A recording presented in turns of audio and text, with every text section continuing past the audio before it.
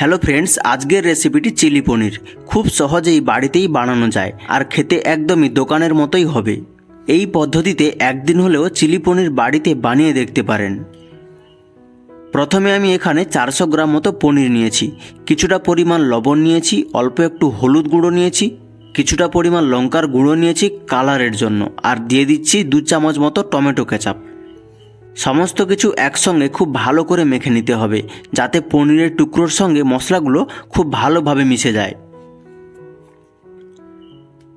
যখন সমস্ত কিছু ভালো করে মেশানো হয়ে যাবে, তখন আমি এর মধ্যে দিয়ে দিচ্ছি কর্নফ্লাওয়ার। প্রথমে আমি 2 চামচ মতো কর্নফ্লাওয়ার দিয়ে খুব ভালোভাবে মিশিয়ে নেব। যদি মনে হয় একটু কর্নফ্লাওয়ার আবার দিয়ে দিতে হবে, কারণ ভালো করে পনির ও কর্নফ্লাওয়ার কোট করে নিতে হবে, যাতে মিশ্রণটা শুকনো মনে হয়।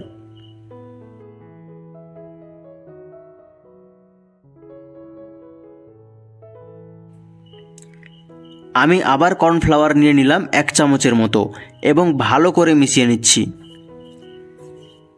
একটা ফ্রাইং প্যানের মধ্যে তেল নিয়ে নিয়েছি এবং তেল গরম হলে সমস্ত পনিরের টুকরোগুলো তেলের মধ্যে দিয়ে দিচ্ছি।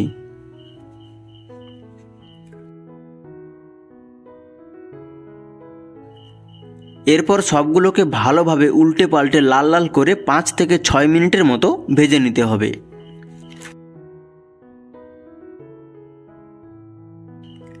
এবার প্যানের অল্প তেলের মধ্যে দিয়ে দিতে হবে 1 চামচের মতো রসুন বাটা। এই রসুন বাটা 15 সেকেন্ডের মতো ভেজে নিতে হবে।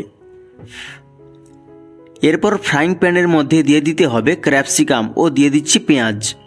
এরকম বড় বড় সাইজের কেটে রেখেছিলাম, এতে দেখতেও খুব ভালো লাগবে। এবার পেঁয়াজ ও ক্যাপসিকামগুলো ভেজে নিতে হবে, তবে নরম করে ভাজা যাবে না, একটু ক্রাঞ্চি করে ভেজে নিতে হবে, এতে করে দেখতে ও খেতে খুবই ভালো লাগবে।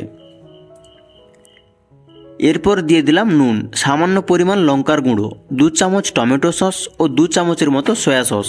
এরপর ভালোভাবে মিশিয়ে নিতে হবে। এই সময় একটি বাটির মধ্যে 1 বাটি জল ও 1 চামচ কর্নফ্লাওয়ার দিয়ে গুলিয়ে রাখা জলটা দিয়ে দিচ্ছি।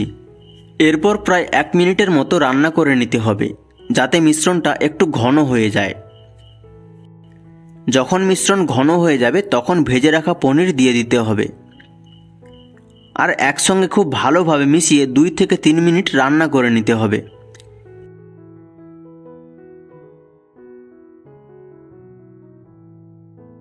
তাহলেই রেডি হয়ে যাবে দারুণ স্বাদের চিলি পনির।